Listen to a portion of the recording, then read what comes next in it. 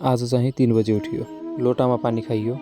चिसो मौसममा चिसो पानी। हाम्रो उत्तरे धनगढी जस्तो गर्मी छैन यता, त्यहीमाथि पानी परेर अझै चिसो भइरहेको अवस्था थियो। वास्तवमा म जयको भर्तीबन्धको लागि उसको गाउँ फुलबस्ती आएको थिएँ। भर्तीबन्धको कार्यक्रम बिहान 3 बजेदेखि भएको हुँदा 3 बजे नै उठ्नुपर्ने भयो। यहाँ धारामा पानी आउँछ, भरेर राख्नुपर्छ र चिसो पानीमा नुहाउँदाको अनुभव बेग्लै थियो। मौसम पनि चिसो, पानी पनि चिसो। आहा, नुहाउँदा त सिरिरी नै भयो नि। नुहाइधुवाइ गरिसकियो, थोरै भए पनि अब मेडिटेसन गर्ने। कृष्ण सरले व्यवस्था मिलाइदिनु भयो। माहौल मिले अनुसार भ्याएसम्म मेडिटेसन गरे।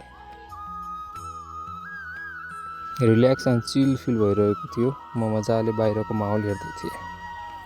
कार्यक्रम अगाडि बढ्यो। म पनि मजाले अब पूजापाठ हेर्दै बसेँ। च्यालेन्ज लिइसकेपछि घर बाहिर छु भनेर बहाना त बनाउनु भएन नि।